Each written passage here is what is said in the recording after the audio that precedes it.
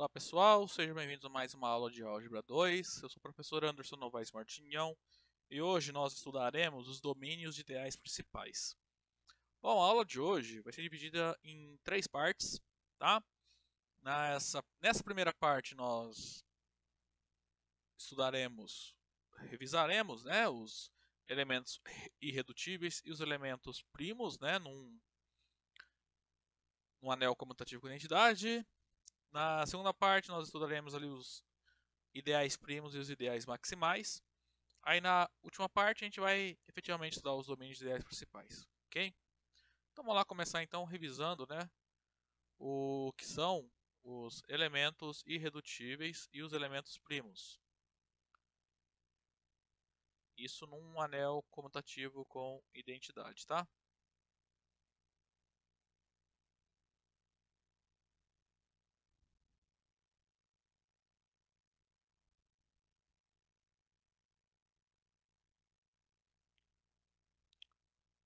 Então, eu vou reservar a letra A, vai sempre para a gente denotar um anel comutativo com identidade, tá? Então a gente vai começar definindo o que é um elemento irredutível. Então, nessa primeira parte, vou definir elemento irredutível, elemento primo, e no final a gente aprende uma relação entre eles, tá?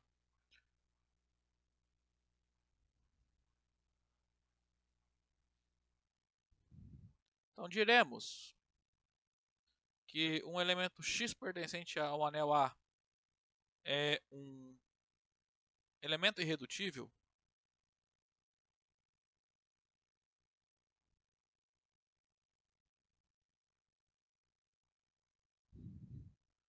quando ele satisfaz duas propriedades.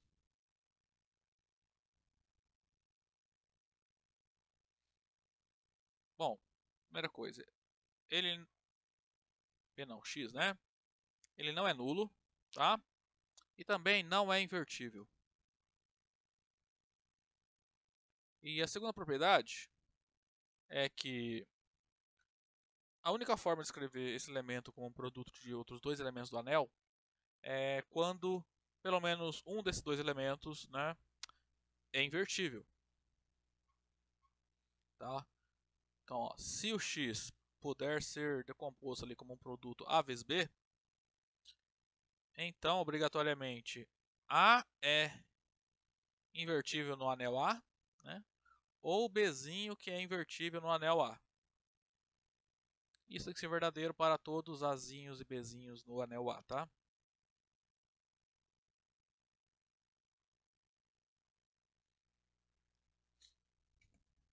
Então, por exemplo, se você pensar nos inteiros, todo número primo é irredutível, né? Lembrando, né? Números primos são positivos, são maiores que 1, na verdade, né? E possuem exatamente dois divisores, né? 1 e menos 1. E então, como 1 e menos 1 não, desculpa. 1 e ele próprio. Então, você pega o número primo, você escreve ele como produto de 2, como ele só vai ter dois divisores, que é 1 e o próprio p, isso pode ser escrito como 1 vezes p, tá? Ou menos 1 vezes menos p. Agora, como no anel dos inteiros 1 e menos 1 são invertíveis, tá? Todo número primo é irredutível no anel dos inteiros. Vamos definir então o que é um elemento redutível. É uma tentativa de definir, negar, né, o que um elemento seja redutível, irredutível. Então a gente define o conceito de um elemento ser redutível. Só que cuidado, não é exatamente negação, tá? A ideia, então, que vai ser um elemento redutível é um elemento que ainda satisfaz A, tá? Mas não satisfaz B. Ou seja, é um elemento não nulo, não invertível, que você consegue escrevê-lo como produto de dois não invertíveis, tá? Então, ó, diremos que um elemento x no anel A ele é um elemento redutível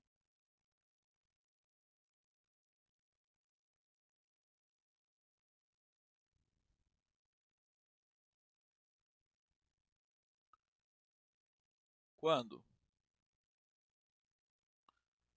Então, ó, ainda o elemento nulo não é redutível nem irredutível, tá? E os invertíveis também não, tá? Então, o elemento nulo e os invertíveis não são classificados, tá? Nem como redutíveis, nem como irredutíveis. E B, a B é a negação da B que define aqui elemento irredutível, tá? Ou seja, a gente consegue escrever esse x como um produto de dois elementos não invertíveis. Então, existem elementos no nosso anel AB tais que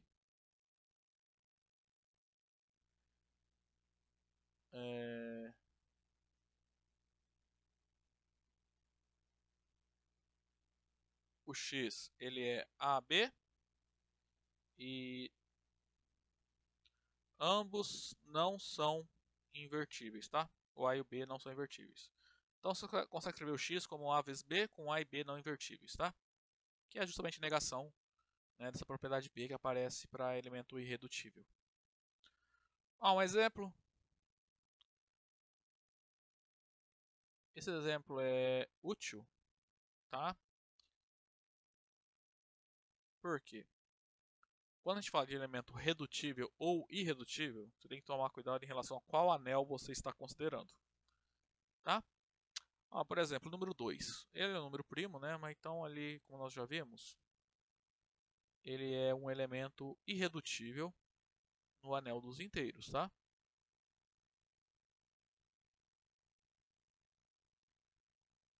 É claro que aqui é o anel Z, estou considerando com as operações usuais, tá? De soma e multiplicação. Né? Porque ó, o 2 só tem dois divisores positivos, que é 1 e 2. Então o 2 você pode escrever ser descrito como 1 vezes 2, 2 vezes 1, né? Ou como os seus opostos, né? Menos 1 vezes menos 2 ou menos 2 vezes menos 1. Como 1 e menos 1 são invertíveis, né, nos inteiros, na verdade são os únicos, você sempre vai aparecer um invertível, né, quando você decompõe o 2 como um produto de dois números. Por isso ele é irredutível. Agora, se a gente aumentar esse anel, né, vamos pegar 2 num anel maior que o dos inteiros. Então a gente vai conseguir mostrar que o 2 é um elemento redutível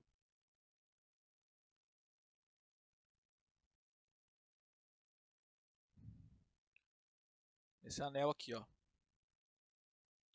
Se lembrar, é o anel formado por todos os elementos dessa forma aqui, né? Em que A e B são números inteiros.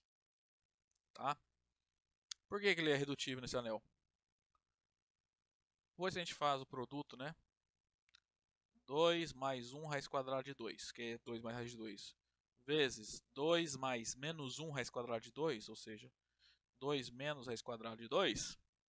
Esse produto aqui, né, ó, quadrado primeiro menos quadrado segundo, ou seja, 4 menos 2, que é 2. Então a gente decompôs o 2 como um produto de dois elementos nesse anel, e esses elementos não são invertíveis nesse anel, tá? Então o 2 é redutível em um anel Z raiz de 2, tá? E ele é irredutível no anel dos inteiros.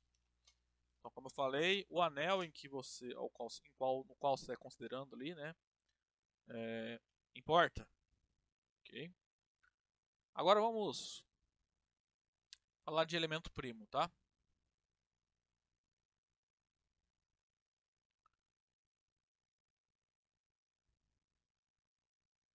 Elemento primo é uma ideia para generalizar o conceito de número primo para os inteiros, tá? Só que na verdade, se você está nos inteiros, é, nem todo elemento primo vai ser número primo, mas todo número primo vai ser elemento primo. A gente vai definir da seguinte maneira, então, vamos lá. Então diremos que um elemento P no anel A, ele é um elemento primo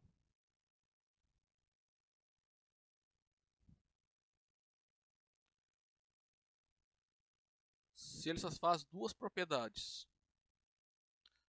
Então vamos lá. Ele é não nulo e não invertível, tá? Da mesma forma que ocorre para elementos irredutíveis, tá? Não nulos e não invertíveis. A segunda característica é, ele satisfaz a propriedade de números inteiros, tá? Que números entre números inteiros, você pega o número primo que divide um produto, então com certeza esse número primo divide um dos fatores, né? Isso a gente aprende lá em um curso de aritmética, né? Teoria dos números. Então, os elementos primos são os elementos que satisfazem essa propriedade também, tá? Ou seja, se P divide um produto A vezes B, então, se P é elemento primo, obrigatoriamente P divide A ou P divide B. Tá? Isso tem que valer para todos AB no seu anel A.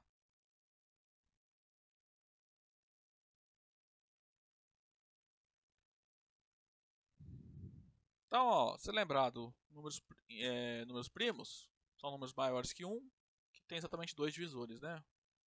O 1 e o próprio P, né? O próprio número primo. E no contexto dos anéis dos inteiros, né? Os números primos satisfazem essa propriedade. Então, todo número primo é elemento primo. Ok?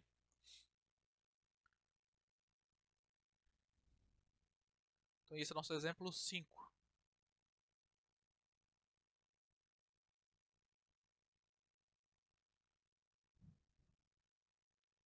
Se P é um inteiro, é um número primo,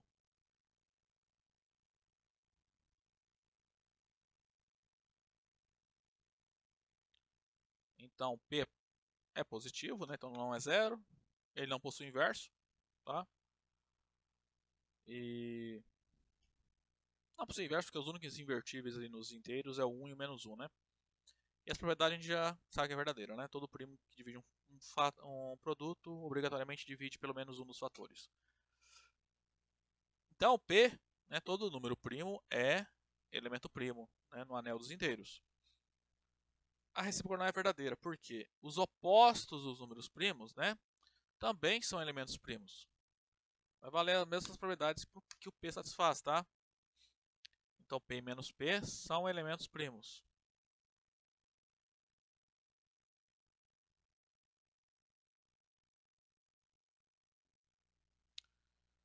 O que ocorre aqui? Por que o menos P também vai ser elemento primo? Como o P é primo, o P pode ser escrito como 1 vezes P, ou P vezes 1, né? Ou menos 1 vezes menos P, certo? Um fator invertível. Nesse caso aqui, você pode escrever então menos P como menos 1 vezes P. Menos 1 é invertível. E no segundo caso, você pode escrever ele como menos 1 vezes menos P. 1 é invertível. Então, todo número oposto a um número primo é um elemento primo no anel dos inteiros. Tá? Ó, a princípio, por que tem essa diferença? A gente poderia definir o número primo para qualquer número inteiro que tivesse. É, por exemplo, a gente poderia definir os números primos, os opostos de números primos, também chamá-los de números primos, tá? Só que se você faz isso, você ia causar alguns problemas que atrapalhariam a gente, assim, não no contexto assim, da matemática estar correta ou estar errada, não, mas na criar problema na hora de, por exemplo, enunciar teoremas.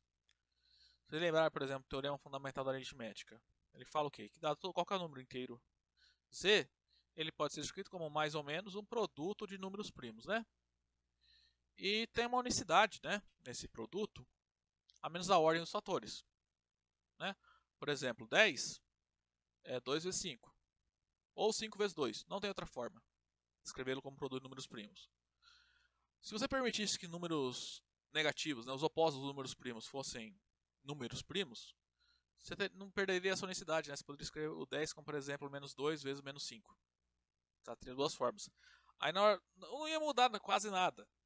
Só que na hora de no seu teorema, você ia perder essa unicidade, você ia ter que, por exemplo, colocar que todo número inteiro pode ser escrito como mais ou menos o produto de números primos, a menos da ordem dos fatores e a menos do... É sempre um número primo positivo ou seu oposto que aparece na decomposição, né? Mas nesse sentido. Então você ia mais atrapalhar do que ajudar.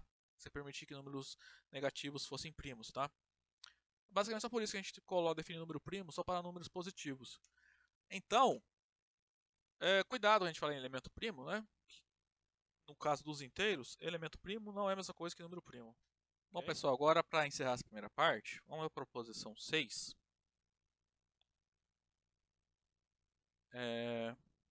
Vamos provar agora que num domínio de integridade, todo elemento primo é irredutível. Tá? Então, seja D um domínio de integridade.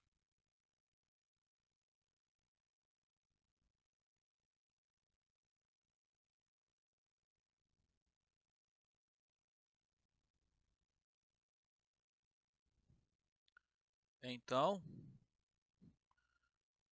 todo elemento primo em D é um elemento irredutível em D.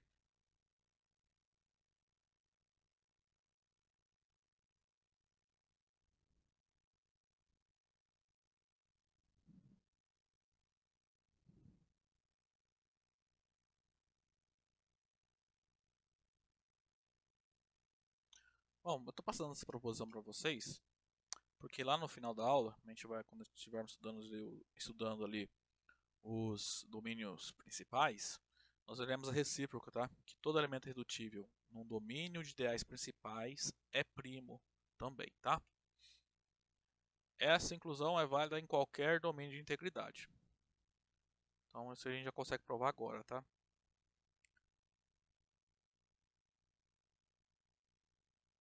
Vamos lá então.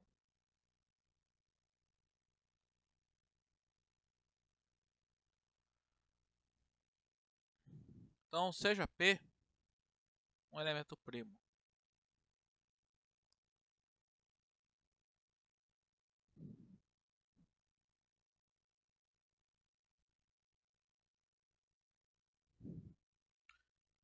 Para mostrar que P é irredutível, né, que esse é o objetivo, vamos olhar a definição 1. A gente tem que mostrar que esse elemento P ele é não nulo e não invertível.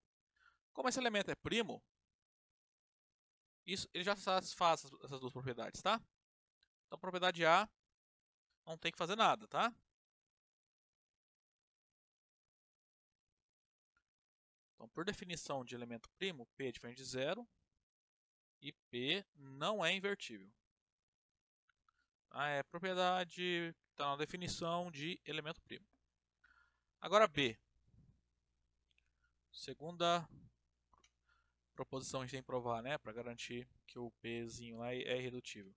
A gente tem que mostrar que a única maneira de escrever aquele elemento como um produto de dois elementos do anel é que obrigatoriamente um dos dois fatores tem que ser invertível, né? Então vamos fazer assim. Vamos pegar dois elementos no caso lá no nosso domínio,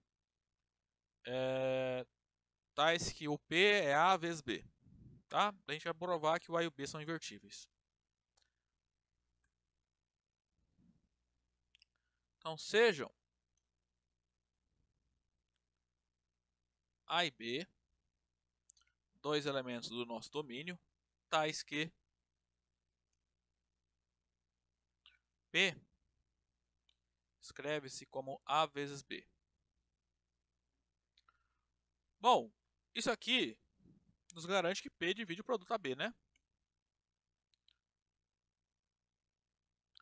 Se P divide esse produto, como P é elemento primo, agora a gente usa a hipótese, tá? De P ser elemento primo, temos que P divide A ou P divide B.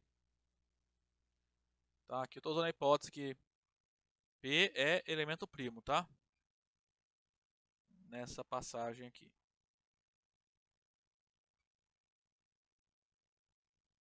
Então, se P divide A ou P divide B, isso implica que, vou ter que pôr mais espaço aqui. Ou existe um inteiro M, inteiro não, um elemento no meu domínio M, no meu domínio D, né? Existe um M no domínio D, tal que o A é M vezes P, ou existe um elemento N no meu domínio D, tal que o B é N vezes P, tá? Ó, isso aqui, a existência desse M é equivalente a dizer que P divide A, tá?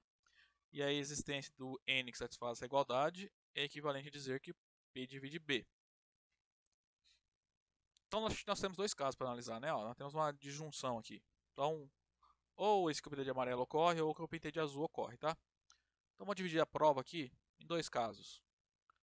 Eles são similares, tá? A demonstração. Mesmo assim eu vou fazer os dois. Então, o primeiro caso. Se o A escreve-se como M vezes P, então faz o seguinte. Volta aqui, ó.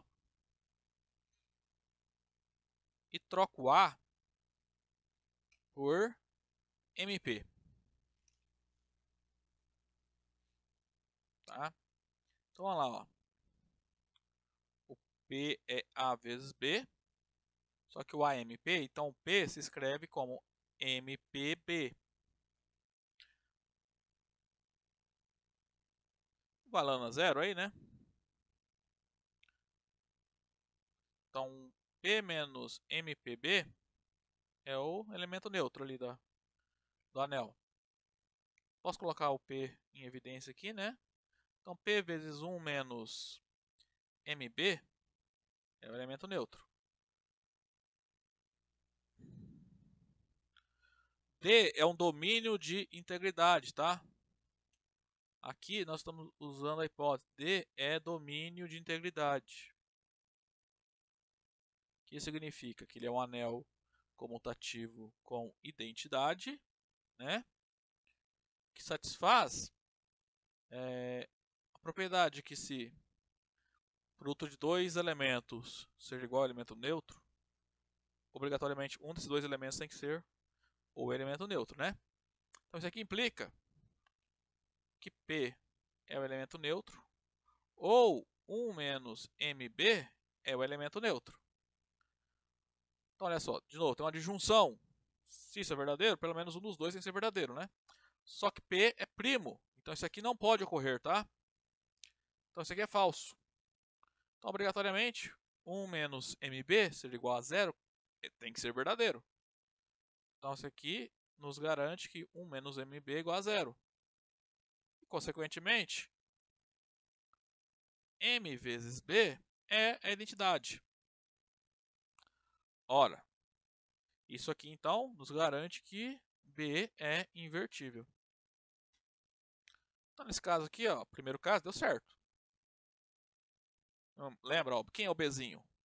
É um dos fatores lá quando nós decompomos o B como um produto de dois elementos do meu domínio, né? Então, se isso ocorre, o B é invertível. Agora, e se isso não ocorre? Se isso aqui, o amarelo, não ocorre? Então, isso aqui tem que ocorrer, né? Aí a demonstração vai ser análoga, tá? Então, o segundo caso é... Esse aqui eu vou até fazer mais rápido, ó. Se B é igual a N vezes P. Se o B é NP, vamos lá então. A gente volta aqui em cima, ó. No rosa, P é AB. Aí a gente vai pegar o B e substituir por NP. Então, P é AB. Isso implica que P é ANP. Igualando ao elemento neutro. Então, P menos ANP é o elemento neutro. O anel aqui é comutativo de identidade, né? Então a gente pode colocar o P em evidência. Tanto faz o lado aqui. Então fica identidade menos AN. Então, de novo, ó, isso é um domínio, um produto num domínio que resulta no vetor nulo. Vetor nulo não, né? No elemento nulo. Neutro. É porque um dos dois fatores tem que ser o elemento neutro. De novo aqui, P é elemento primo, consequentemente ele não é nulo. Isso então nos obriga, né, nos garante a ter 1 menos a n igual a elemento neutro e, consequentemente, a n é a identidade. Ou seja, A é invertível nesse caso. Então, em todos os casos, nós provamos o seguinte. Se eu tenho P, um elemento primo, que se escreve como produto de dois elementos do meu domínio, então, obrigatoriamente, ou Azinho é invertível ou Bzinho é invertível. Aqui está errado, né? Aqui é o D, né? Então, acabamos de mostrar, né, que aquela propriedade B que define elementos redutíveis é verdadeira, tá? Então, de A e B segue que P também é um elemento irredutível em o meu domínio, né, em D. Então, de A e B segue que o nosso elemento primo, né, é um elemento irredutível em D.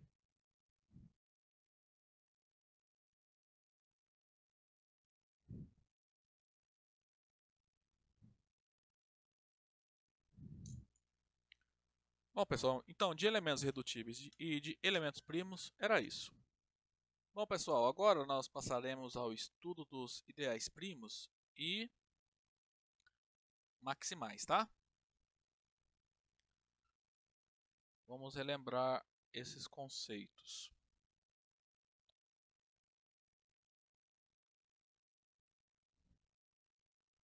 Então, vou começar com definindo o ideal primo, né? E vendo uma caracterização dos ideais primos principais, tá? Então, vamos lá, é definição 7 agora.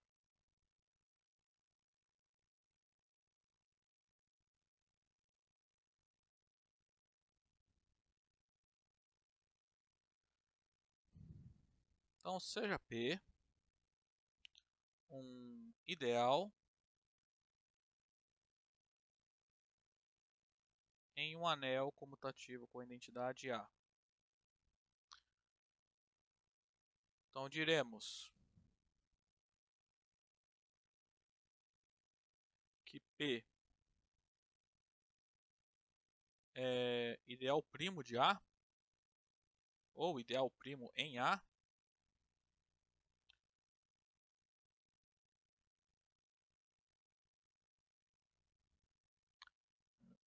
quando?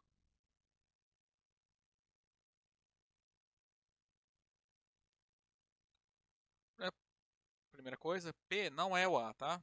Então, P é um ideal não trivial de A, né? Não trivial no sentido que não é o A. E B, para todos AB, nós vamos ter que fazer o seguinte. Se eu tenho AB, dois elementos do anel, tais que AB, né, o produto AB, está nesse ideal. Se o ideal é primo, então A está em P ou B está em P, tá? Isso aqui para todos AB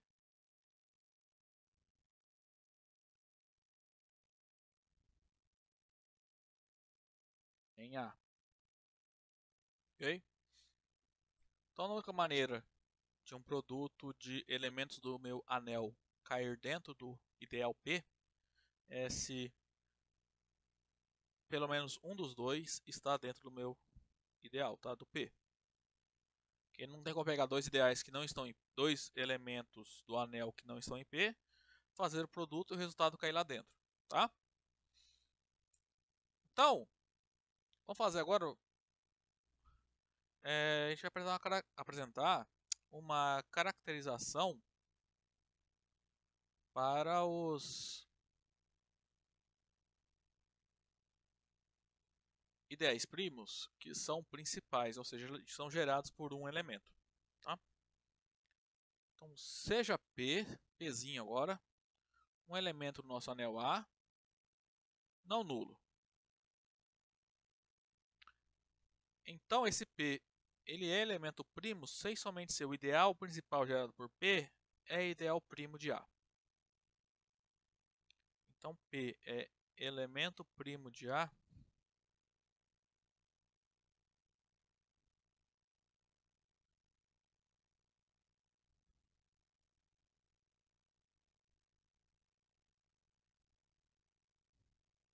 Então, o ideal principal gerado por P, né? Ele é ideal primo de A.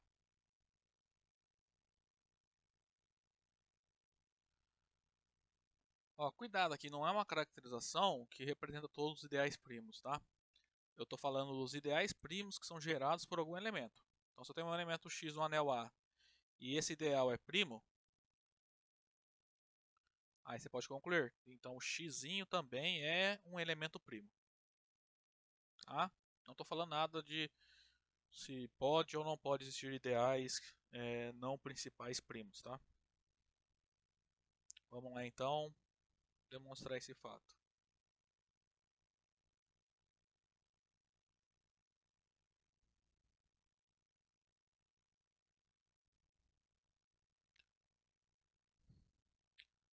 Bom, a implicação agora a gente vai analisar a seguinte. Então, a hipótese é que P é elemento primo. A gente tem que mostrar que o ideal gerado por P é ideal primo.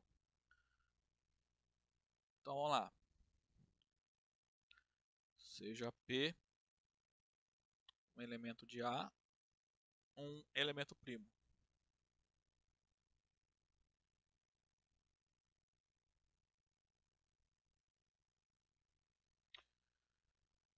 Para mostrar então que ele é ideal primo, né, que o ideal gerado por P é ideal primo, a gente tem que mostrar essas duas coisas, né? Primeira coisa, que o ideal gerado pelo Pzinho está contido propriamente em A.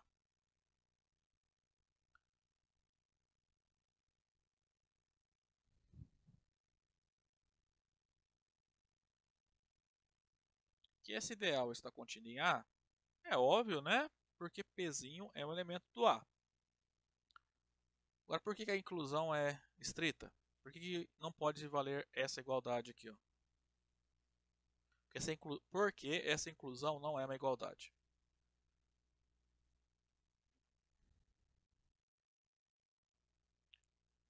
Bom, isso é verdade, pois P é um elemento de A, logo é válida essa inclusão, e eles são diferentes. Já que caso contrário, o que aconteceria é que seu Pzinho seria invertível, basicamente é isso, né? Porque ele ia gerar a identidade do anel. Então, já que caso contrário,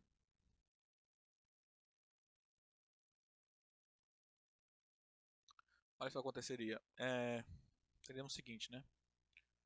Então, caso contrário a essa diferença, né? Ou seja, se valesse a igualdade, nós teríamos que 1 seria um elemento do anel A, 1 não, né? A identidade é um elemento do A, que é o ideal principal gerado por P, né?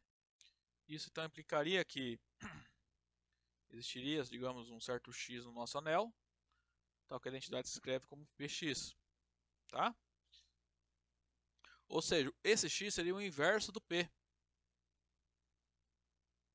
Explicaria que P é invertível. Isso é um absurdo, pois P é elemento primo. Elementos primos não são invertíveis, por definição, tá? O que é um absurdo, pois P é elemento primo.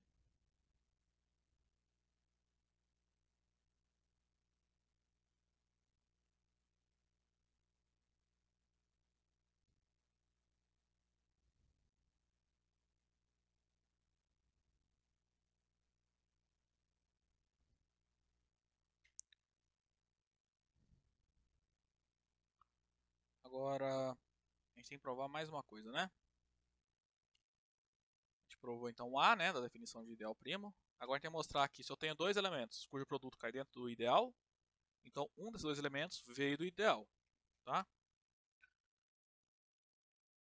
Então vamos lá, vamos pegar Azinho e Bzinho. Sejam então Azinho e Bzinho dois elementos do anel A, tais que AB, produto A vezes B, pertence a esse ideal. Tá? Isso aqui então nos diz que AB é um múltiplo de P, né? Ou seja, existe um elemento, digamos, X no nosso anel, tal que o AB ele é o produto de P com X. De outra forma, você pode enxergar isso como dizendo que P, né, divide AB. Agora lembra, P é primo? P é elemento primo. Aí aqui a gente usa essa hipótese aqui. Se P é elemento primo e divide um produto, o que ocorre é que P divide A ou P divide B.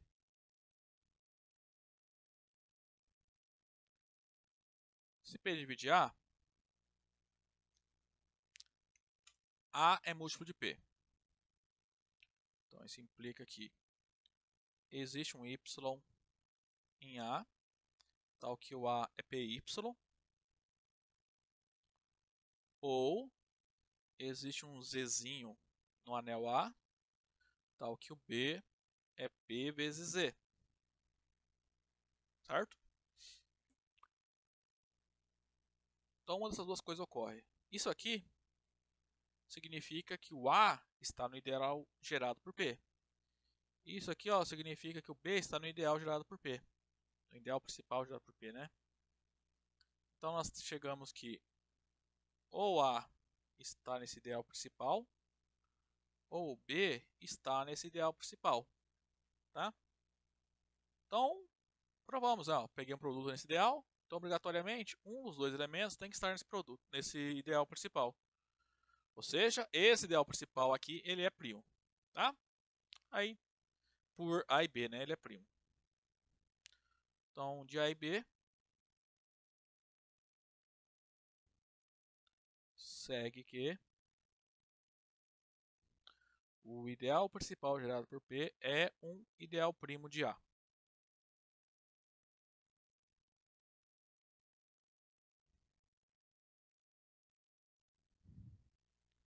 Agora vamos fazer recíproca.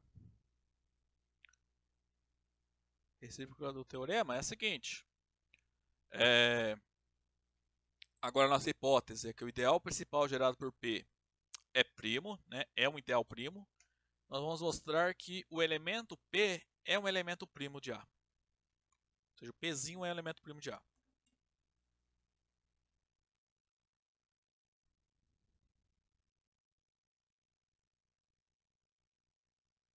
O que acontece? Vamos lá.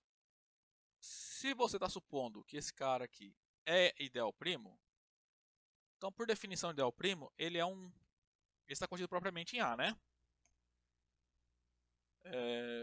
Por definição de ideal primo, né? Tá aqui, ó. SP é um ideal primo, então a primeira coisa é que ele está contido propriamente no A, né? Ele não é igual ao A. Então esse aqui seja um ideal primo.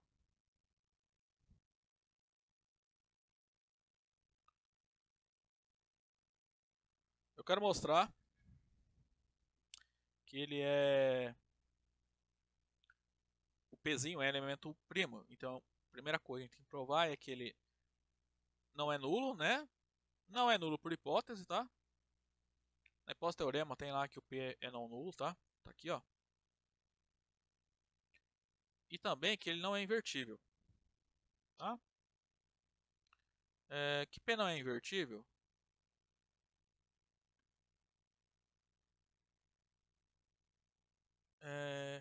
Mais ou menos o que aconteceu aqui, ó. Se P for invertível, o que vai acontecer? A recíproca dessas inclusões vai valer, né? Se o P é invertível, existe um x, tal que P vezes x dá identidade. Então, todo elemento do anel, né, pode ser escrito como B vezes identidade. Teríamos assim. Se o P é invertível, então existe um x tal que P vezes x, ou x vezes P é a identidade. Então, para todo Bzinho no anel A, você poderia escrever B, né? Usa isso aqui, essa igualdade aqui. O B, ele seria BXP. Pertenceria ao ideal gerado por P. Então, todo elemento do anel A estaria no ideal gerado por P, ou seja, valeria essa inclusão e, portanto, a igualdade, né? Então é por isso que o A, nesse caso, o P não pode ser invertível, né? Bom, a gente já sabe, né? Se o ideal principal tem um elemento invertível, ele é o ideal todo, tá? Ele é o anel todo.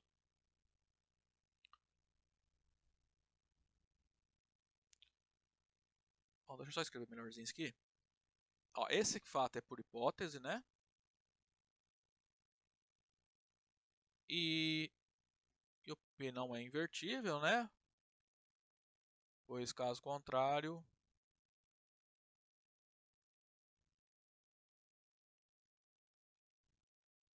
teríamos o ideal principal gerado por P sendo igual ao A, tá? Isso não pode ocorrer, tá? Porque P é o ideal primo de A. Agora B. Bom, eu quero mostrar o que mesmo? Vamos relembrar que o elemento Pzinho é um elemento primo de A. Então, a gente já mostrou, né, que ele não é invertível, não nulo. Falta mostrar que você não consegue decompô-lo como um produto de dois elementos não invertíveis, né?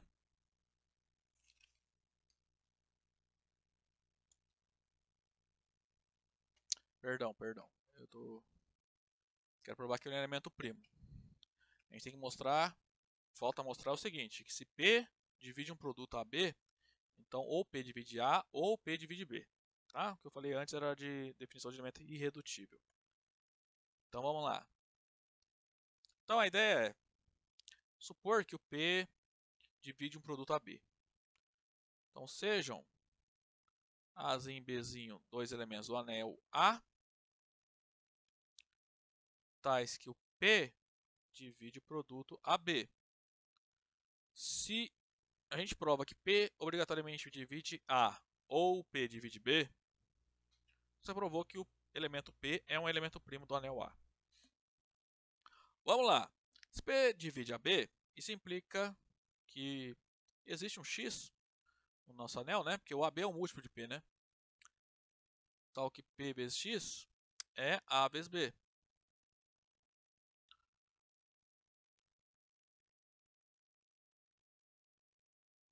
Então, ó, o AB se escreve como um múltiplo de P, ou seja, outra maneira de enxergar isso é dizer que o AB está no ideal principal gerado por P. Aqui a gente usa a hipótese da recíproca, né? A hipótese aqui é o quê? Que esse cara é ideal primo. Então, eu tenho um produto de dois elementos do anel, cujo resultado está em um ideal primo. Isso significa que o A é um elemento ideal principal gerado por P, ou B está no ideal principal gerado por P. Né? Então lembrando que a gente tem que chegar aqui P divide A ou P divide B. Então já chegamos, na verdade, né? Então, ó, então a gente tem duas possibilidades, né? Ó, essa amarela e essa que é azul. Ó. Amarelo aqui significa o quê? Que existe... Bom, deixa eu abrir mais espaço aqui. Existe um Y no nosso anel, tal que o A é PY. Tá? Aí em azul ali significa o quê? Que existe um elemento do anel, que eu vou chamar de Z, tal que o B é PZ. Tá? Isso significa, né? Se o A está no ideal principal gerado por P, quer dizer que o A é um múltiplo de P. Análogo para o B pertencente a esse ideal. Isso aqui significa que o P divide A. E isso aqui significa que o P divide B. Né? Então concluímos que P divide A ou P divide B. Então, provamos que a segunda propriedade que define elemento primo, né? Se P divide um produto, então P divide um dos fatores, né? Pelo menos um deles. Então, como de A e B novamente, né? Vem que P é um elemento primo do anel A, tá?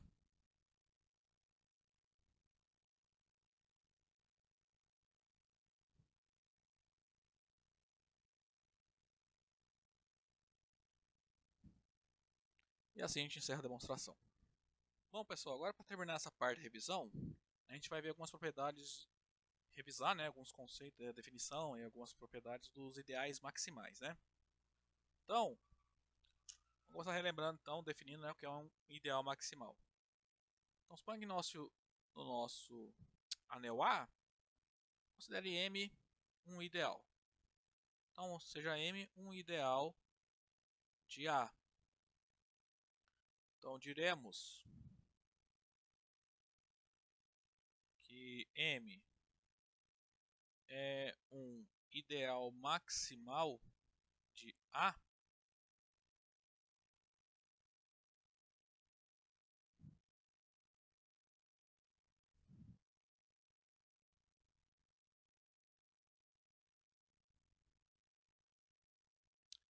quando?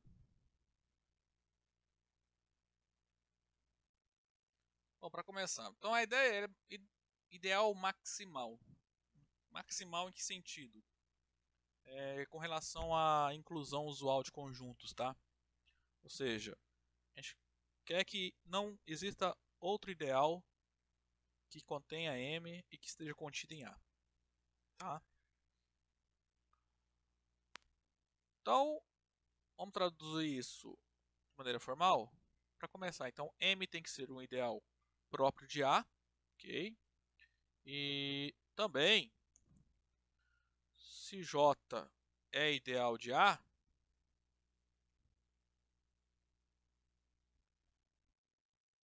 e é válida essas inclusões são válidas, tá? Então, obrigatoriamente J é M ou J é o anel todo, tá? Então isso aqui mostra que não existe nenhum ideal, né, que contenha propriamente o M e esteja propriamente contido em A, ok? Bom, para encerrar essa parte de revisão, o objetivo é mostrar que todo ideal maximal é ideal primo, ok? Para isso, a gente vai precisar de um lema, que é uma caracterização dos ideais maximais. Então, suponha que M é um ideal próprio de A. Então, um ideal em A. Então, M é ideal maximal de A.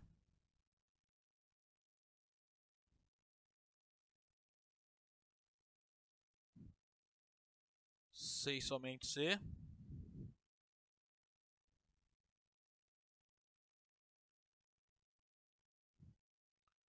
Para todo X, todo elemento do meu anel que não está nesse ideal, né? Nós teremos que existirá, né? Então existe um Y no nosso anel, tal que a identidade menos XY é um elemento desse ideal. Então, se para todo x você conseguir mostrar que existe um y, tal que a identidade menos xy está nesse ideal, esse ideal ele é maximal, tá? E isso é uma caracterização, tá? É essencialmente C ali. Vamos mostrar essas duas inclusões, então. Essas duas implicações. Então, para começar, vamos supor que M é o ideal maximal de A, tá? Vamos fazer o seguinte, vamos pegar x, um elemento arbitrário, tá? Nessa diferença de conjuntos, e encontrar um y que satisfaça isso. Então, seja x um elemento do anel que não está em M. Então, olha só, M está contido propriamente nesse ideal aqui, ó. M mais o ideal principal gerado por x, né? Por quê? Porque o x está aqui, né? O x é O elemento neutro mais 1x. Está aqui e não está aqui, certo? Então essa inclusão é válida porque todo elemento de M pode ser escrito, todo elemento de M, digamos A, ele pode ser escrito como A mais o elemento neutro vezes x. E é claro que esse ideal do meio aí está contido em A.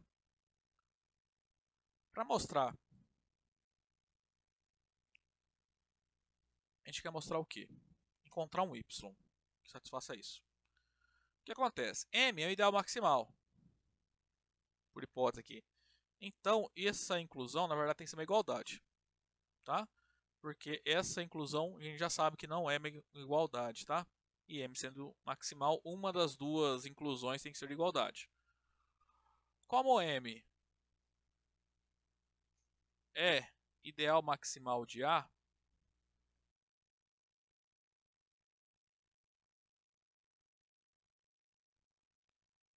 temos que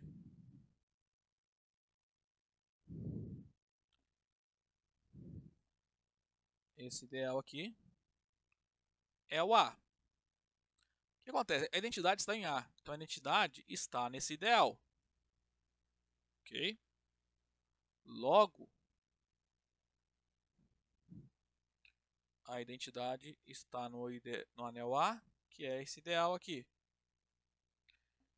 Então existe um elemento no M e um elemento no anel A, tal que esse elemento, digamos, tem um Mzinho em M e um Y em A, tal que M mais XY é igual à identidade.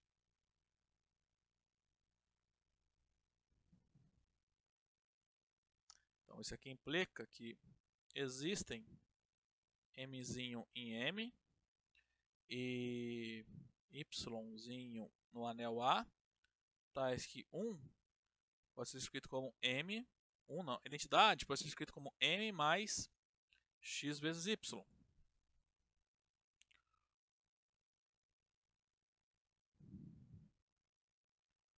Então, isola 1 menos XY, identidade menos XY. Isso é o Mzinho. Mzinho, ó, está no nosso ideal. Então, acabou, né? Mostramos que qualquer que seja meu X nesse conjunto, eu consigo um Y no anel, tal que a identidade menos XY está no M. Tá? Isso sempre é verdadeiro, desde que o M seja ideal maximal de A. Vamos lá, agora quero mostrar que M é ideal maximal. Então a gente faz isso da seguinte forma. Vamos supor que tem um ideal entre o M e o A.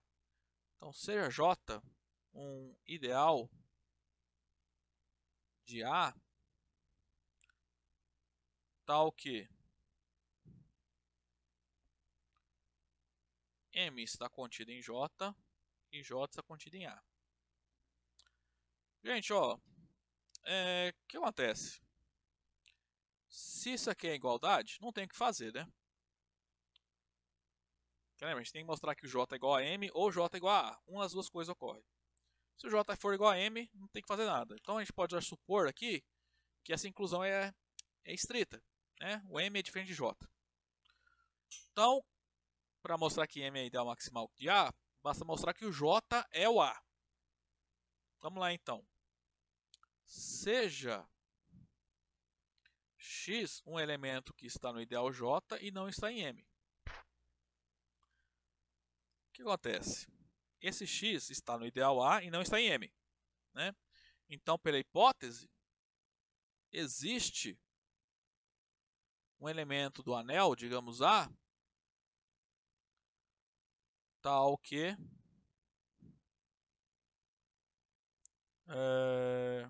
1 menos a identidade menos XY está em M. Essa é a hipótese, né?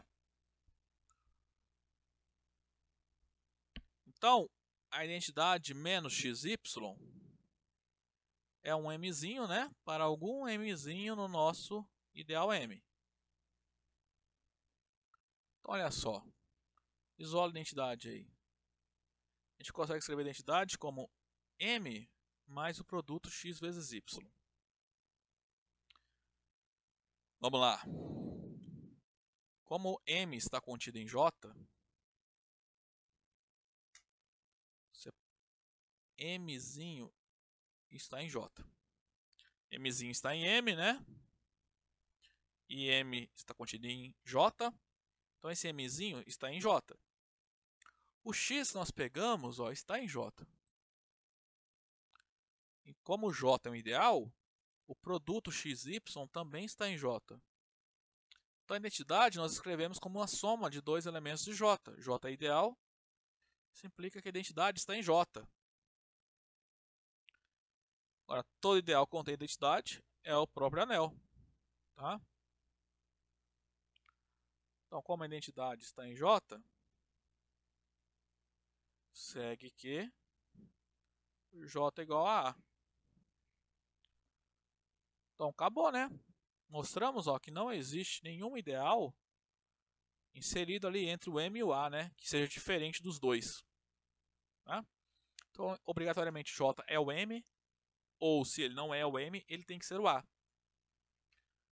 Então, disso aqui segue que J é igual a A. Tá?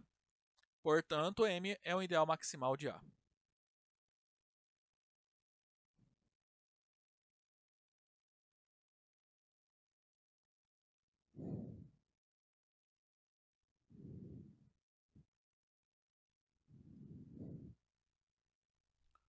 Bom, agora sim, a gente consegue provar o teorema que diz que todo ideal maximal é primo. Então vamos lá, teorema 11.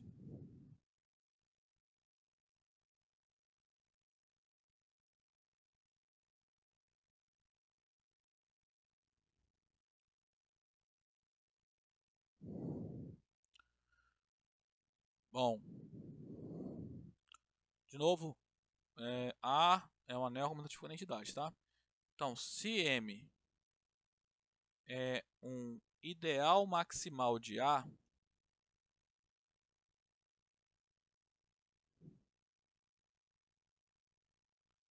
então M é um ideal primo de A.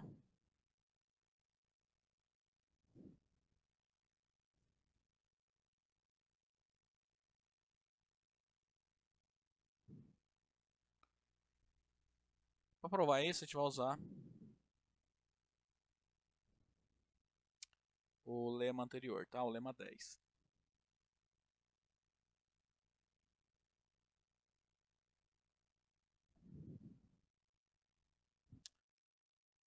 Para mostrar que ele é ideal primo, primeira coisa tem que mostrar, né? Que ele não é o A todo. Ele não é porque é ideal maximal, né? Por definição, ideal maximal não é o ideal todo, tá? Então, como M é ideal maximal de A,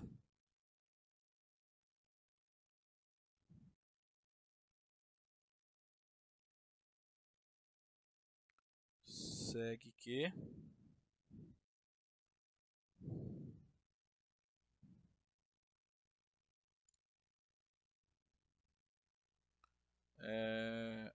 A.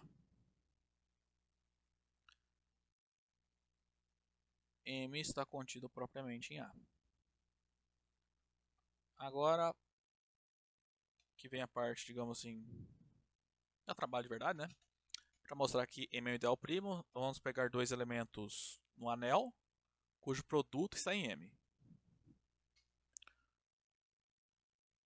Então, ó, sejam Azinho e Bzinho no nosso anel A.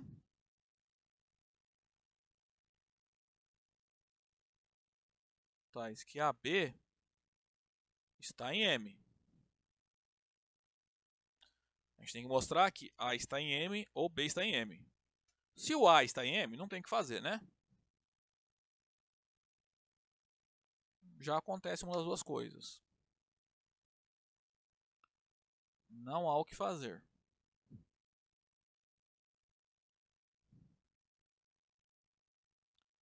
Então a gente pode fazer aqui o seguinte. Vamos supor que o A não está em M. Se o A não está em M, nós temos que mostrar que obrigatoriamente quem está no M é o B.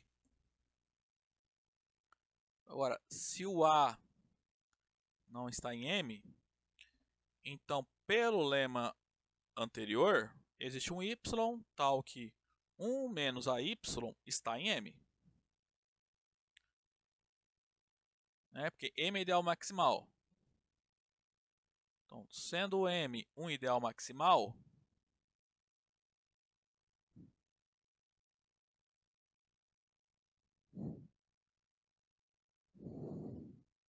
nós temos que existe no ideal um elemento Y tal que 1 menos AY está em M. Tá? O Azinho aqui no lema anterior está fazendo o papel do X. Tá? Logo, vamos lá, 1 menos AY ser igual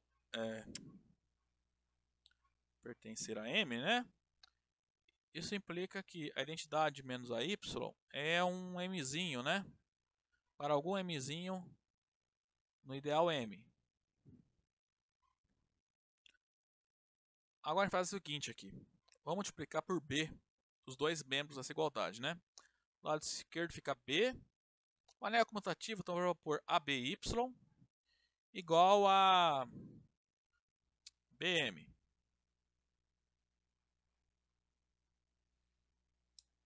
Então isolo o B aí. Primeiro B. Então eu escrevo o B como ABY mais BM. Olha só, Mzinho está em M, né? Ó, Mzinho é elemento de M. M é ideal, então todo múltiplo de M, do Mzinho, está em M. Então BMzinho pertence ao ideal M. Agora também AB, ó, esse AB está no M. Não, a gente pegou. Isso nos garante que todo múltiplo de AB também está no ideal M.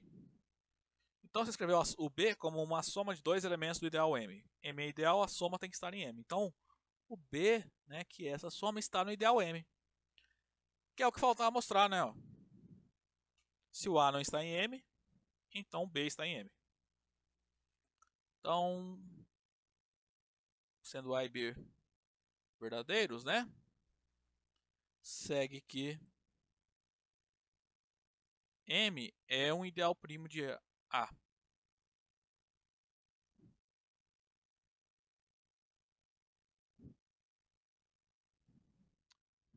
Bom, pessoal, agora a gente vai começar de fato a aula, né? Estudando os domínios ideais principais, tá? Então, vou começar com a definição, né? Explicar o que é um domínio de ideais principais. Qualquer domínio de integridade tal que todos os ideais dele são principais é chamado de domínio de ideais principais, tá? Bem simples. Então, todo ideal ele é gerado por um único elemento. Não tem segredo, né? Então, vamos lá, definição 12.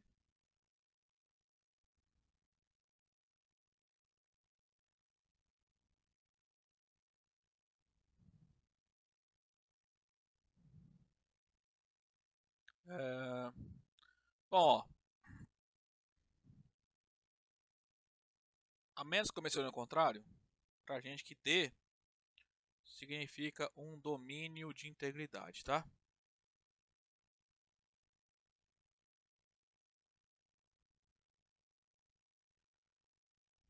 Então, nós diremos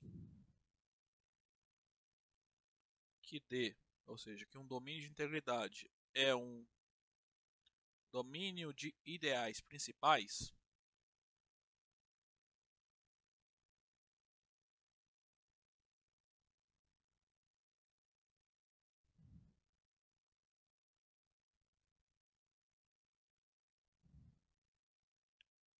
que nós escreveremos de maneira abreviada como DIP, tá?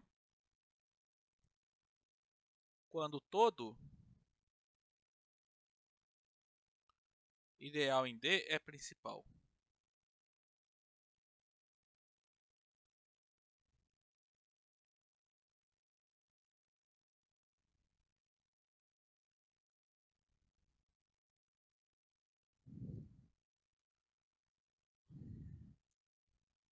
primeiro exemplo,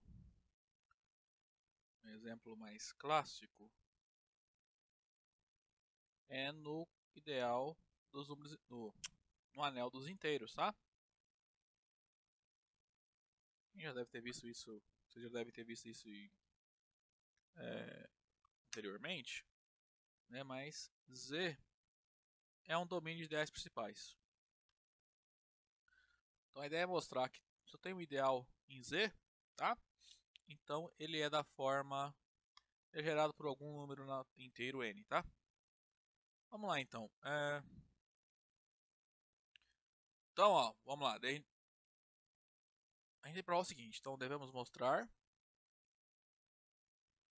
que todo ideal I de Z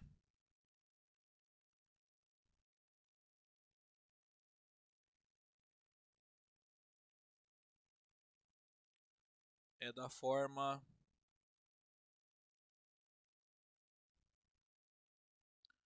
para algum inteiro n.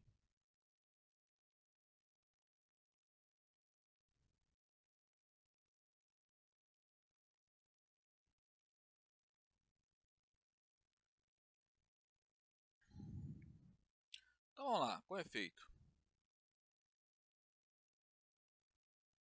A demonstração desse fato, ele é análogo quando a gente quer mostrar para grupos, né? Que o grupo dos inteiros ele é gerado por um único número inteiro, tá? Demonstração análoga.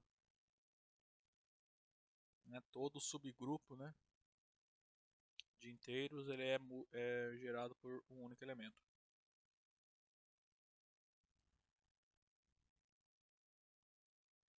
Então seja I um ideal. Se o I ele é nulo, né? Nosso ideal só tem ali o zero. Então não tem o que fazer, né? Que daí ele é gerado pelo número zero. Então é o ideal principal, tá? Falta o caso em que ele não é ele contém algum número não nulo, né? Suponhamos então que o nosso ideal ele não é nulo. Vamos considerar o seguinte conjunto. S ele é o conjunto formado por todos os números inteiros que são positivos e que estão no nosso ideal.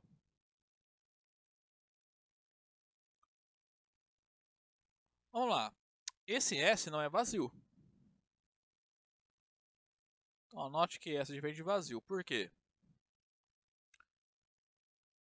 Pois existe, né, um número inteiro n que está no ideal. E esse com n não nulo, tá? Com n diferente de zero. Que o n a gente está supondo que ele não é o ideal nulo. Logo, n está em I. E como I é um ideal, o oposto de n também tem que estar em I. Né? Agora, olha só. Se o n for positivo, n é um elemento de S. Se o n for negativo, menos n é positivo. Logo, menos n é um elemento de S. Tá? Logo, n é positivo ou n é negativo. Ou seja, menos n é positivo. E assim, n é um elemento de S ou o oposto de n é um elemento de S. Tá? Sendo esse conjunto S não vazio, o princípio da boa ordem nos diz que ele possui um elemento mínimo. Tá? Ou seja, dentre todos os números que estão no ideal I, eu vou pegar o menor positivo. Mas pelo menos um tem. Então, dentre todos esses, pega o menor inteiro positivo que está em I. Pelo princípio da boa ordem,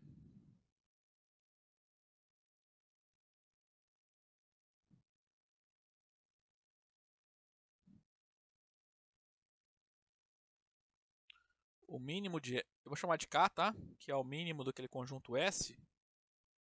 Ou seja, é o mínimo dentro do conjunto formado por todos os números inteiros que são positivos e estão em I. Então, esse número existe. Vou chamar de K.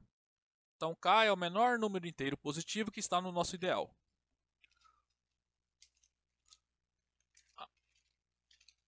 Mostraremos que I é o ideal principal gerado por esse casinho. Então, afirmação.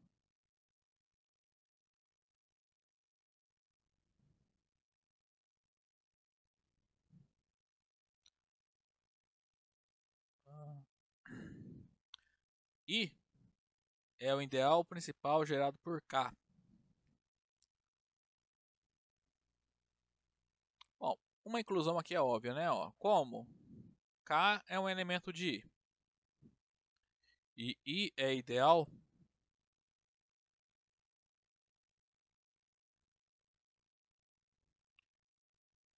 então segue aqui o ideal gerado por K, o ideal principal gerado por K está contido no ideal I. Né? Vou chamar essa igualdade, essa inclusão de 1. Agora, para mostrar a inclusão contrária, a gente vai fazer o seguinte: a gente vai dividir o K. Perdão, a gente vai pegar um X, um elemento qualquer do I, que eu quero mostrar que está aqui. Tá? A gente vai fazer o C. O quê? Vamos pegar esse X e dividir por K. Né? Lá pelo algoritmo de Euclides, né? Essa divisão pode ter um resto. Daí a ideia é mostrar que esse resto é zero. Tá? Então, por outro lado, seja x um elemento de I, né?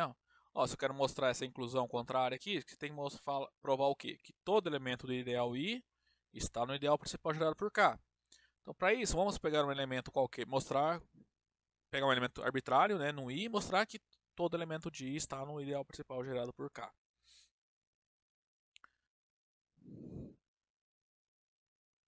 Beleza, então x é um número inteiro, K é um número inteiro. Então, pelo algoritmo de Euclides,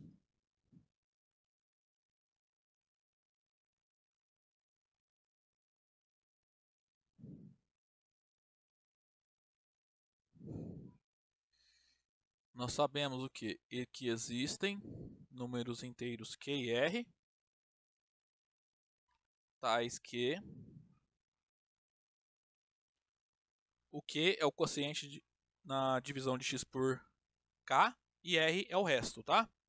Ou seja, o x escreve-se como Q vezes K mais R, tá? Então, se você lembrar lá na notação que a gente usava na escola, né? Se você dividir o x por K, e existe um Q, tá? O que é o quociente nessa divisão, e R é o resto, né? Ou seja, Q vezes K mais R é igual a x, tá? Como R é o resto, né? Então ele tem que ser limitado por 0 e por K menos 1, certo? Porque se ele for maior que K, maior ou igual a K, né? O Q não seria o quociente, né? Se o R, por exemplo, fosse K mais 1, o Q, você poderia botar um Q mais 1 aqui no lugar do Q, né?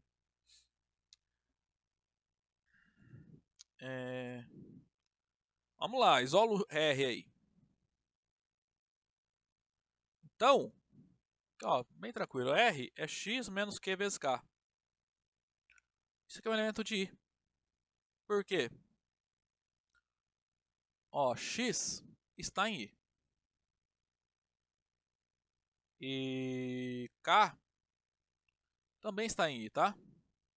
Que K, ó, lembra, é o menor número inteiro positivo que está em I, tá?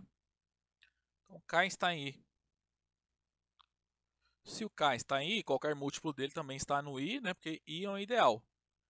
Então, x está em I, Q vezes K está em I. Então, essa soma, né? X mais menos mais o oposto de QK está em I. Agora, lembra a definição?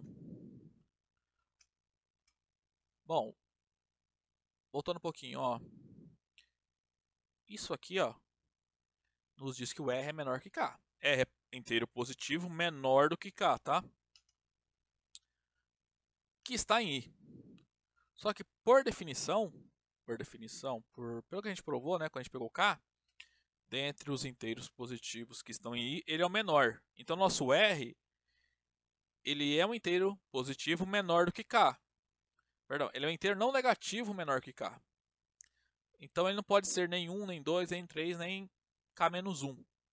Então obrigatoriamente dessa restrição aqui, sobra que a única possibilidade para o R é que ele seja não positivo, ou seja, tem que ser zero. Tá? Tem que ser o elemento nulo ali, né, que é o zero no caso. Então, da minimalidade de K,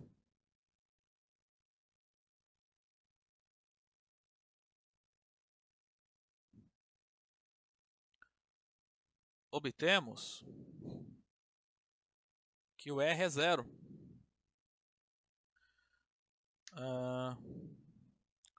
Logo, se o R é zero, volta aqui, ó. X é Q vezes K. X é Q vezes K. Então, ele é um múltiplo de K. Então, ele está no ideal principal gerado por K. E assim, então a gente mostrou o quê? Que todo elemento que está no ideal I está no ideal principal gerado por K, né? Ou seja, o ideal I está contido no ideal principal gerado por K. Chama isso aqui de 2. Comparando essas duas inclusões, nós temos que vale a igualdade. Então, agora, comparando 1 e 2,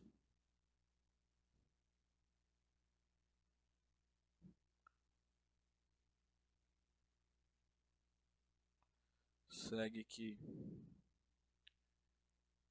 o nosso ideal.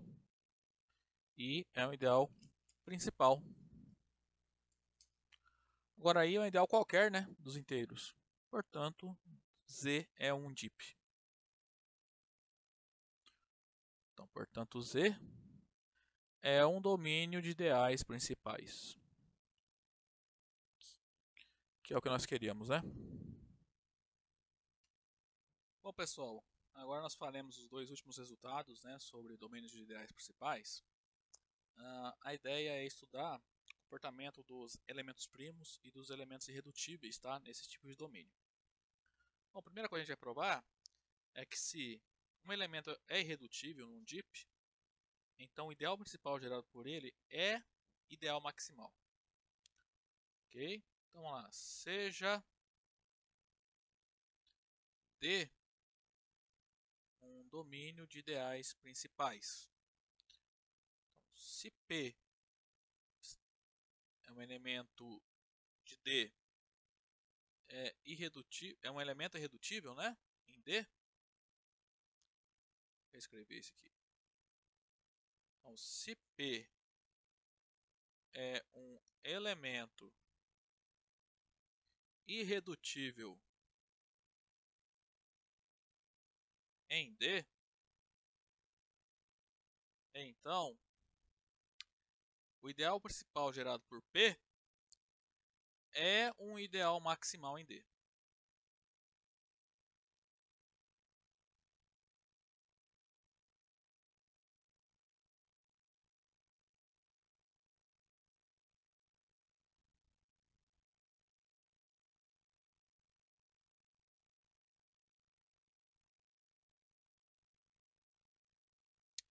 Bom,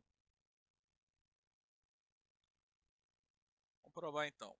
Eu quero provar, ó, a hipótese é que P é um elemento irredutível, tá? E D é um DIP. D é um domínio de ideias principais, tá? E em azul aqui a gente tem que provar, né, que esse ideal principal é um ideal maximal. Então vamos lá. Então seja J um ideal de D,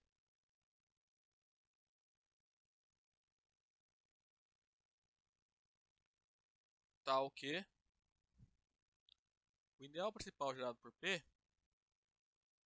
está contido em J e J está contido em D. Tá? Bom, pessoal, ó, se J tá, voltando então, para mostrar que esse ideal ele é maximal, tem que mostrar que ou J é igual a P, ou J é o D, é o nosso domínio. Se esses dois, se J é igual a D, eu não tenho o que fazer, né? Então, eu vou já supor, opa, que essa inclusão é estrita, ou seja, J é diferente de D. Para mostrar então que P é um ideal principal, o que a gente tem que fazer é mostrar que nesse caso então o ideal principal gerado por P é igual a J, tá? Vamos lá então. Como? O que acontece aqui? Nós estamos num DIP, né, no domínio de ideais principais. E J é um ideal de D?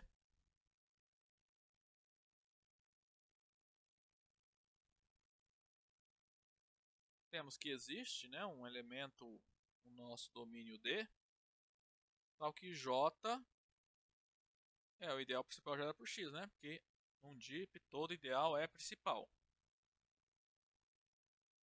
Agora vamos lá. Agora, olha só, dessa inclusão e dessa igualdade que a gente obtém. Então, para começar, o P está no ideal principal gerado por P, né? Porque ele é 1 vezes P, é identidade vezes P. Só que esse ideal está contido em J, que é o ideal principal gerado por X. Então, P é um elemento do ideal principal gerado por X. Isso implica que existe algum elemento no nosso domínio, né, digamos sozinho, em D, tal que P ele é AX.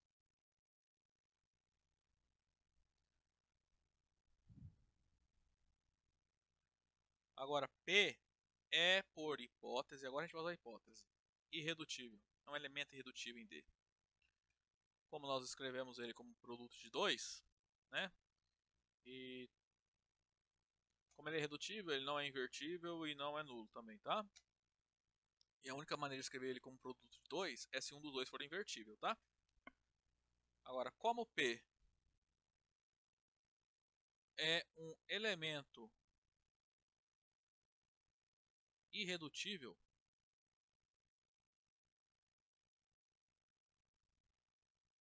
em D,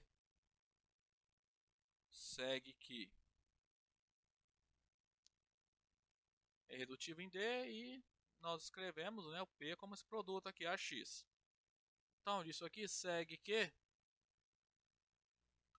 A é invertível em D ou X é invertível em D. Opa.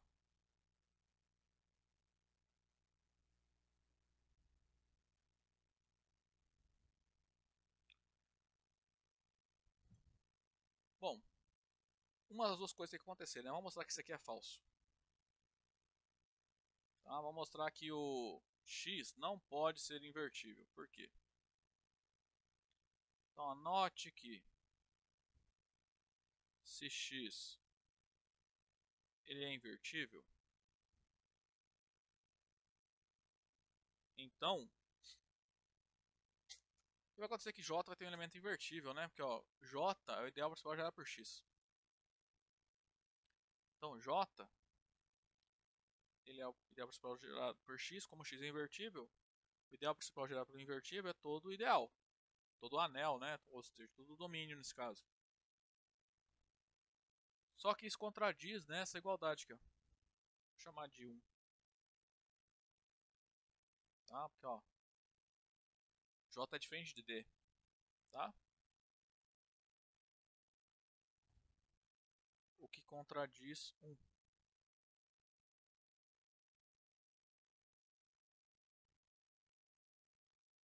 Logo, X é um elemento que não é invertível. Se o X não é invertível e isso é verdadeiro ou isso é verdadeiro, obrigatoriamente esse fato aqui que é verdadeiro, né? A é um elemento invertível, tá?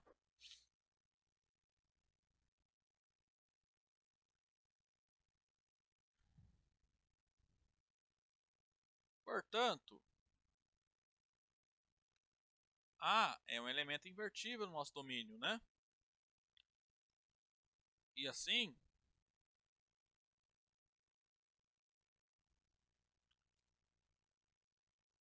vamos lá. A igualdade que nós temos aqui, ó, é que P é A vezes X. AX, né? Se P é AX, A é invertível. Então podemos dizer que o inverso de AP é X. Correto? Que é o inverso de A, que é a identidade, X, que é X. Ou seja, olha só o que tem aí.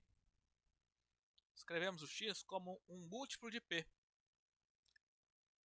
Assim, X pertence ao ideal principal gerado por P. Se o disso aqui, né, a gente obtém que o ideal principal gerado por X, que é o J, tem que estar contido, né, no ideal principal gerado por P, né? Por que a gente pode concluir isso? Ó, como X pertence ao ideal principal gerado por P, então vamos lá, pega qualquer elemento nesse ideal aqui. Vamos pegar um Zzinho aqui. Então isso implica que o Z é da forma AX. E como o X está no ideal principal gerado por P, o X é, digamos, um certo BP. É um múltiplo de P. Então Zzinho se escreve como ABP. Então Z é um múltiplo de P. Isso implica que Z está no ideal principal gerado por P. Tá? Então qualquer elemento que está nesse ideal também está nesse. Portanto, vale a inclusão. Tá?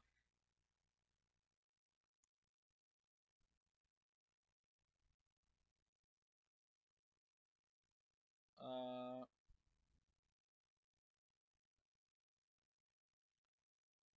vou chamar isso aqui de 2. Então olha só, J está contido no ideal principal gerado por P. Em 1, a gente tem que o ideal principal gerado por P está contido no ideal J. Portanto, eles são iguais. Comparando 1 e 2,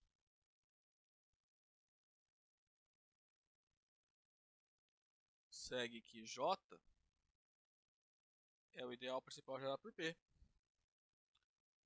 Então, a gente mostrou que não existe nenhum ideal que está entre o ideal P, né, que contém o ideal P e que está contido no ideal D.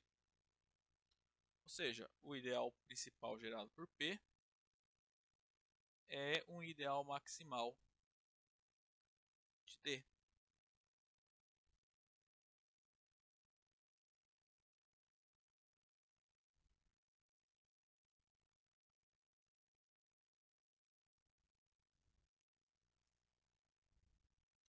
Então, gente, agora para encerrarmos nossa aula, nós vamos aprender uma caracterização para os elementos irredutíveis e os elementos primos num domínio de ideais principais.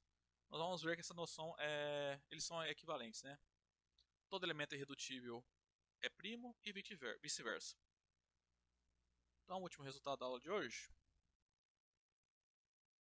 corolário 15.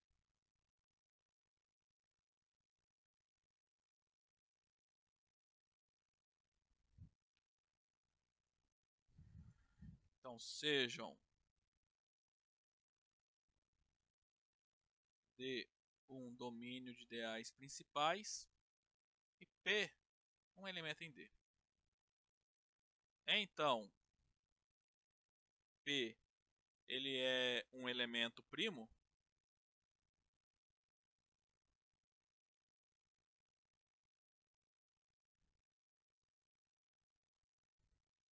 se e somente se,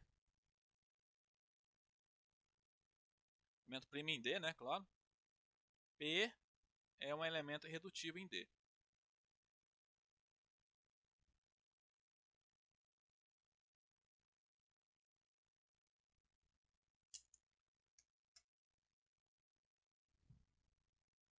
Então vamos lá para a demonstração.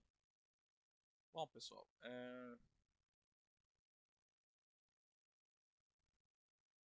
uma dessas inclusões nós já fizemos, né?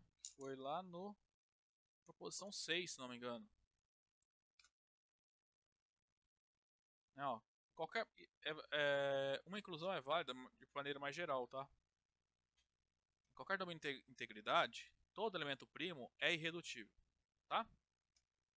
Então, nos domínios de ideias principais, vale a recíproca. Elementos irredutíveis também são primos, tá? Então, os únicos elementos primos são os irredutíveis e vice-versa, tá? Isso para domínios de ideias principais. Então, por exemplo, nos inteiros, e o conjunto dos inteiros é um DIP, né? Então, todo elemento primo é irredutível e vice-versa. Então, por isso a gente nem precisa falar de elemento irredutível nos inteiros, tá? Porque eles são os números primos, os elementos primos, perdão. Ok? Por isso a gente não tem essa noção de elemento irredutível ou número irredutível quando nós falamos de números inteiros, tá? Simplesmente porque não faz sentido. Porque vai coincidir com a noção de elemento primo, que a gente já conhece, tá? Então, ó, essa ida nós já provamos, né? Na proposição 6. Isso aqui é válido de uma maneira até mais geral, né? Nem precisa ser um domínio de ideais principais, tá? O nosso domínio. Mas tem que ser domínio, tá? Então já provamos implicar essa ida, né? Na proposição 6. Agora a recíproca a gente vai ter que usar vários resultados aí que nós provamos hoje, tá? Então seja P em D um elemento irredutível.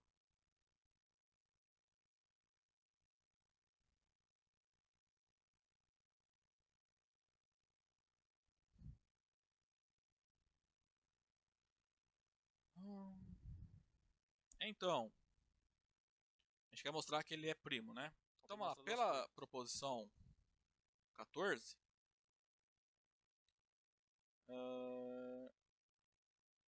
o ideal principal gerado pelo Pzinho lá, né? Ele é maximal. Então vamos lá. Nós temos essa explicação, né? Então, pela proposição 14, vamos pôr assim, ó. P é irredutível.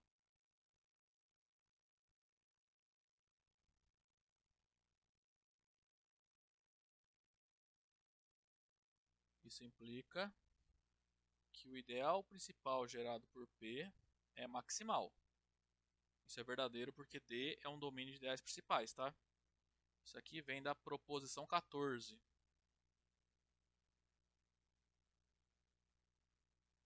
Certo? Agora, todo ideal maximal é ideal primo. Então, isso implica que P é um ideal primo. Esse resultado é um teorema, né? Só achar ele aqui. Teorema 11, né? Todo ideal maximal é ideal primo. Isso vale qualquer anel, tá? A gente está usando o fato de ter que pegar um domínio de ideias principais para aplicar a proposição 14, tá? Lembra que aqui quando a gente demonstrou nós utilizamos aqui, ó, na existência de x aqui, tá? Então para usar essa primeira implicação aqui nós utilizamos a proposição 14. Então essa segunda aqui veio do teorema 11.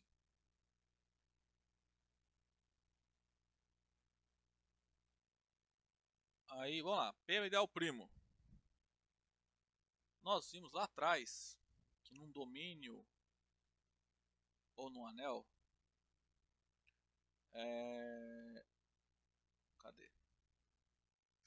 Um anel, elementos não nulos são primos, se somente seu ideal gerado por ele é ideal primo, tá? O elemento que a gente está considerando aqui ele é redutível, tá? Por isso ele não é não nulo. O elemento ele é redutível, então ele é não nulo e não invertível. Então isso implica que P é elemento primo.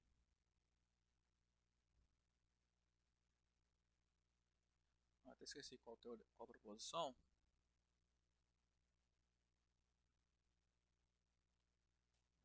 Essa aqui, ó, é o 8, né? Então a proposição 8 seria a última condição.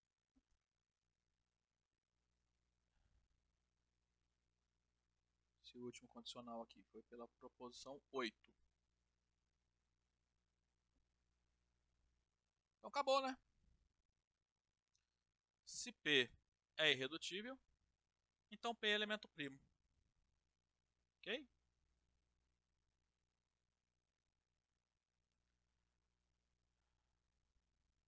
Bom, gente, a aula de hoje é isso. Nós nos vemos na próxima semana, então. Até lá, então.